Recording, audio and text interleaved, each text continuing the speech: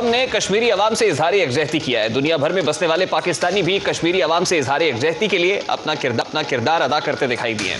کشمیر کے معاملے پر آج پاکستانی عوام قوم بنے دکھائی دیے. ملک بھر میں سیمینار، ریلیاں اور تقاریب منعقد کی گئی. اپوزیشن جماعتوں نے نیلم کنارے مظفر آباد میں پنڈال سجایا تو وزیر اعظم دریائے پونچھ کے کنارے کوٹلی شہر میں عوامی اجتماع سے مخاطب ہوئے.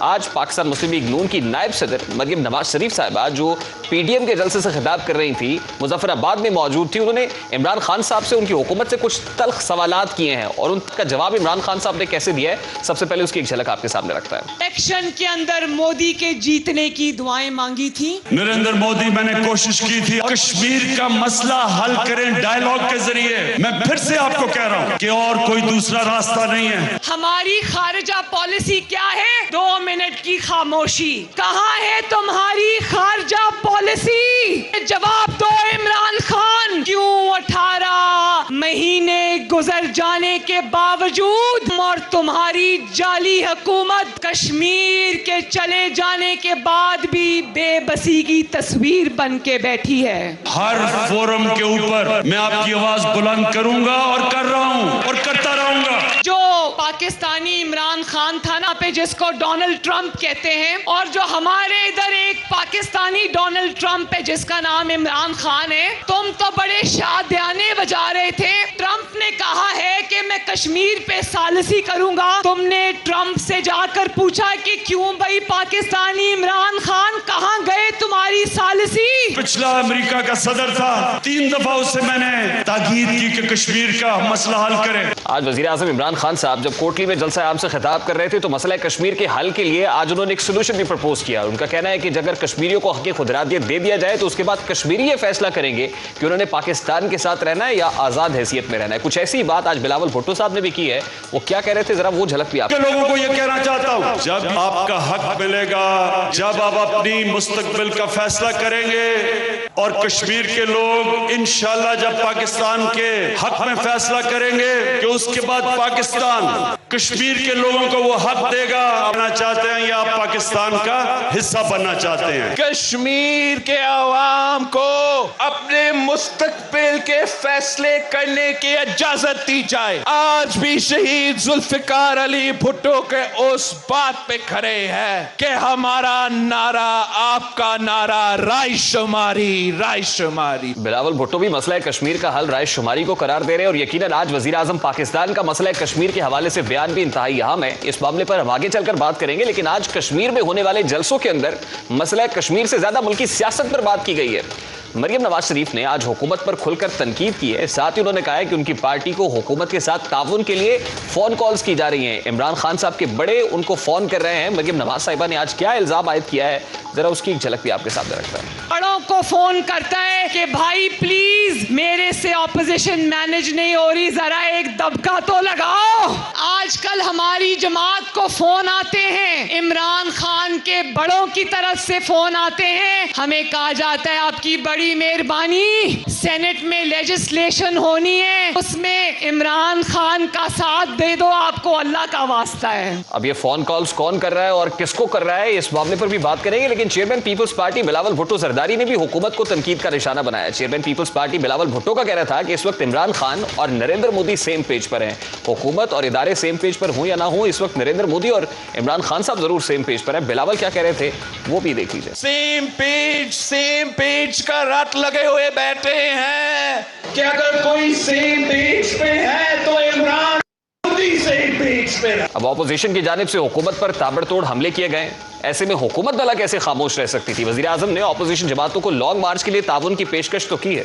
وزیر داخلہ شیخ رشید احمد بولے ہیں کہ اپوزیشن میں قانون ہاتھ وہ سلوک کروں گا کہ تاریخ یاد رکھے گی. خان صاحب نے لانگ مارچ سے متعلق کیا کہا اور وزیر داخلہ کا کیا موقف ہے وہ موقف بھی آپ کے سامنے پریزنٹ کرتا ہے. آپ نے لانگ مارچ کرنی ہے بشک لانگ مارچ کریں، جدھر بھی کرنی ہے میں آپ کی مدد کروں گا. ہر قسم کی سوچ کے ساتھ بات کرنے کے لیے تیار ہوں. جو میں نہیں کروں گا بڑے بڑے ڈاکوؤں کو NRO نہیں دوں گا. کہتے تھے ہم یو ٹرن لیتے ہیں، بے شرمو تم تو راؤنڈ ٹرن لیتے ہو. آپ قانون اور امن کے دائرے میں آئیں گے آپ کو اسلام آباد اور راولپنڈی میں پرسکون شہر ملے گا. لیکن اگر آپ نے قانون کو ہاتھ لیا تو یاد رکھنا آپ سے وہ سلوک کروں گا کہ تاریخ یاد रखेगी। अब इस मामले पर बात करने के लिए सबसे पहले वफाकी वजीर science and technology Fawad Chaudhary साहब ने हमें ज्वाइन किया है। बहुत बहुत शुक्रिया फवाद चौधरी साहब आपके वक्त के लिए। आज इमरान खान साहब ने मसला कश्मीर का एक हल प्रपोज किया है कोटली में खिताब करते हुए, क्योंकि हमने तो माजी में ये सुना कश्मीर बनेगा पाकिस्तान और इस हवाले से बड़ा रिजिड स्टांस रहा है, लेकिन इमरान खान साहब का वो स्टेटमेंट बड़ा मकबूलियत पा रहा है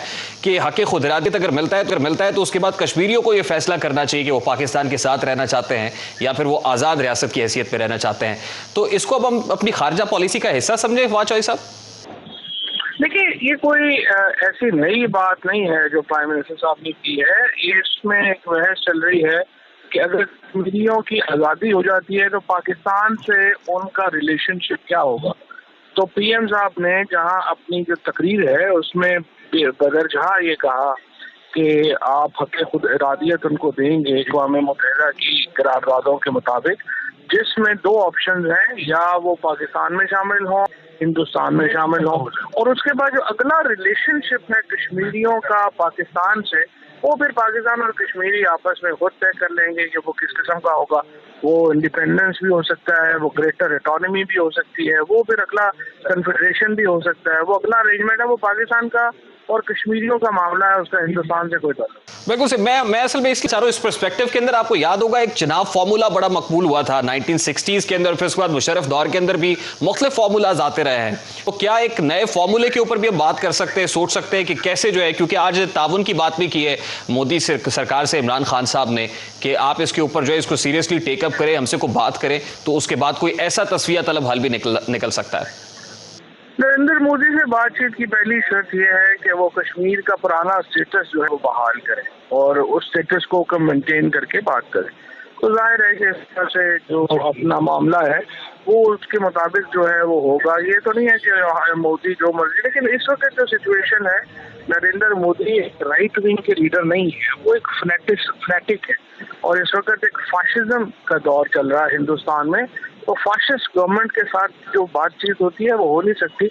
लेकिन जो पीएम साहब ने जिस तरह से कहा कि अगर वो अपनी पॉलिसीज को रिव्यू करते हैं तो फिर बात कर लेंगे, लेकिन मुझे नहीं लगता वो अपनी पॉलिसीज को रिव्यू करें। अच्छा चौधरी साहब, आज का दिन जो है वैसे कश्मीरियों से इजहार यकजहती के लिए था, लेकिन उधर कोटली में इमरान खान साहब खिताब कर रहे थे, इधर मुजफ्फराबाद के अंदर पीडीएम अपना स्टेज सजाकर खिताब कर रही थी, तो उसमें भी वो सियासत किए बगैर रह नहीं पाए। आज मरियम नवाज साहिबा ने भी कुछ पॉलिटिकल स्टेटमेंट्स दिए हैं और वो कह रही है कि चेयरमैन सेनेट के इंतखाब के अंदर आपने भरपूर फायदा उठाया था सीक्रेसी ऑफ का, तो उसका फायदा उठाने के बाद आज आपको ओपन बैलेट याद आ रहा है। देखिए, पहली बात तो यह है कि हम एक बड़ी वाइब्रेंट डेमोक्रेसी है और उसके साथ एक बड़ी लाउड डेमोक्रेसी। सो सियासी जमात एक दूसरे के ऊपर तनकीद करती भी रहे, लेकिन मिनहासुल काम हम पाकिस्तान पूरा जो है वो कश्मीरियों के साथ खड़ा है, तो उसमें किसी को शक नहीं होना चाहिए। जहां तक सेनेट की वोट की सिक्रेसी का ताल्लुक है, उस पर देखिए हम अपना मौक़िफ़ बड़ा वाज़ेह तौर पे दे चुके हैं। हम ये कह चुके हैं कि हमने ये जो इलेक्शंस हैं सेनेट का, उसके ऊपर बार बार ये बात आती है कि एक बिलियनर्स क्लब बन गया, वोट खरीदे जाते हैं। हम एक ऑप्शन लेना चाहते हैं पाकिस्तान के अवाम की जो ख्वाहिश है उसको हमने ट्रांसलेट किया है कि सारी पॉलिटिकल पार्टीज इसके ऊपर मुतालबा भी कर रही हैं कि इलेक्शन ट्रांसपेरेंट होना चाहिए। तो आइए इलेक्शन ट्रांसपेरेंट करते हैं और एक ऐसा निज़ाम बनाते हैं जिसमें ट्रांसपेरेंसी सामने हो। अब अगर उस वक्त में अपोजिशन वोट ही देती तो पाकिस्तान के लोग कम अज कम क्या कर सकेंगे कि वो देख सकेंगे कि कौन कहाँ खड़ा है। आप बिल्कुल ठीक कह रहे हैं। माजी में ऑपोजिशन का बड़ा प्रिंसिपल स्टांस भी रहा है, चार्टर ऑफ डेमोक्रेसी का भी हिस्सा है बिल्कुल कि इसको शो ऑफ हैंड से या ओपन बैलेट से होना चाहिए। लेकिन मारूजी हालात के अंदर ऑपोजिशन ये कहती है कि हम बिल्कुल इस तरमीमी बिल के ऊपर हुकूमत के साथ ताउन नहीं करेंगे। आज तो उन्होंने ये भी कह दिया कि इमरान खान साहब अपने बड़ों से फोन कॉल्स करा रहे हैं कि खुदा का वास्ता है हुकूमत के साथ इस तरमीमी बिल के ऊपर ताउन किया जाए। तो वाजह साहब, ये कौन कॉल्स कर रहा है ऑपोजिशन को? मेरा ख्याल है एक कैफियत होती है जिसको हम कहते हैं हेलुसिनेशन। ये एक नफ्सियाती कैफियत होती है जिसमें हमें जो बंदा जो है जो चीज़ सोचता है उसको लगता है वो हो रही है। तो मुझे लगता है कि मरियम बीबी जो है इस नफ्सियाती मर्ज का शिकार हो गई हैं और उनको लगता है कि पूरी जो हुकूमत या फौज या जुडिशरी जो है वो उनको कॉलिंग कर करके उनकी बातें जो है अपनी उनसे मनवाना चाहती है। हालांकि देखिए, उनकी कोई सियासी हैसियत नहीं है। वो तो जिंदगी में उन्होंने अपना कभी किचन भी नहीं चलाया। उनकी तो انہوں نے کبھی اس کے لیے خریداری نہیں کی ہوگی. ان کی سیاسی حیثیت کیا ہے؟ ان کے کہنے کے اوپر تو ان کے جیٹھ نے استعفیٰ نہیں دیا, باقی کس نے ان کے کہنے کے اوپر دینا؟ لہٰذا وہ اپنے آپ کو اوور ایسٹیمیٹ اگر کرتی ہیں تو وہ ان کی اپنی ایک پرابلم ہے, اس میں ہم کیا کر سکتے ہیں. تو فواز صاحب اگر ترمیمی بل کے اوپر اپوزیشن تعاون نہیں کرتی تو یقیناً میجورٹی تو اپوزیشن کے پاس ہے, سینٹ کے اندر بھی یہ بل تو پاس نہیں ہوگا, تو پھر آپ کے خیال میں وہی خریداری ہوگی, پھر منڈیاں لگیں گی, پھر اسی طرح بریف کیس میں پیسے جو ہے وہ بانٹے جائیں گے, اور پھر آپ کو لگ رہا ہے کہ کہیں نہ کہیں حکومت کے لیے بھی خطرہ ہو سکتا ہے, کیونکہ لابنگ تو پاکستان پیپلز پارٹی بھی کر رہی ہے, پاکستان مسلم لیگ نون بھی کر رہی ہے, ہر کوئی اپنی بساط کے مطابق کوشش تو کرے گا. یہ اگر آپ اس طرح مینوور کرنے کی بات کریں نا, تو جو طاقت حکومت کے پاس ہوتی ہے وہ کسی انڈیویجول کے پاس تو نہیں ہے نا. تو وسائل, جو طاقت, ہم تو اسی لیے ایک پوزیشن سے بھی ایک مورل پوزیشن لے رہے ہیں کہ آئے اور ہم اس کو ٹرانسپیرنٹ کرنے کی کوشش کرتے ہیں. اگر نہیں بل پاس ہوتا اور اپوزیشن اس کی مخالفت کرتی ہے تو پھر ظاہر ہے کہ آپ کے سامنے ہوگا جو ہوگا. کیا حکومت سر منورنگ کرے گی, پھر حکومت بھی سیکریسی اور بیلٹ کا فائدہ اٹھائے گی؟ پھر دیکھیے, اگر آپ اس کو جو ہے وہ بل پاس نہیں ہوتا تو پھر تو سب کے لیے ہے نا کہ ہر بندہ جو کرنا چاہے وہ کرے, تو وہ تو پھر ظاہر ہے کہ اگر آپ نے اس طرح کی پالیٹکس کریں گے تو اس طرح کی پالیٹکس ہوگی. لیکن ہم تو چاہتے ہیں کہ پاکستان میں صاف ستھری پالیٹکس کا آغاز کیا جائے, اور اس لیے ہم نے یہ بل جو ہے وہ لے کے آئے ہیں, اور لیٹس سی اس کے اوپر اگر اپوزیشن ساتھ نہیں دے گی تو لوگوں کو سامنے ان کا کنڈکٹ بھی ہوگا, ہمارا کنڈکٹ بھی ہوگا. اچھا سر, لاسٹ بٹ ناٹ لیسٹ, اب پی ڈی ایم نے فیصلہ کیا کہ 26 مارچ کو لانگ مارچ کرنے جا رہے ہیں. آپ کو لگتا ہے کہ حکومت کہیں نہ کہیں کو پریشر فیل کر رہی ہے کہ اپوزیشن جو ہے وہ تحریک عدم اعتماد کی بات بھی ہوئی, ان کا وہ بھی ایکسرسائز کر سکتے ہیں, استعفے ایٹم بم ہے, یقیناً وہ سٹیجز میں ہی ہم اسٹیپ بائی اسٹیپ چلیں گے. لانگ مارچ سے کوئی پریشر بلڈ کر سکے گی P D M, momentum gain کرے گی پھر سے؟ مجھے لگتا ہے کہ 26 مارچ سے پہلے پی ڈی ایم جو ہے وہ بکھر جائے گی, وہ یہ لانگ مارچ نہیں کر سکیں گے.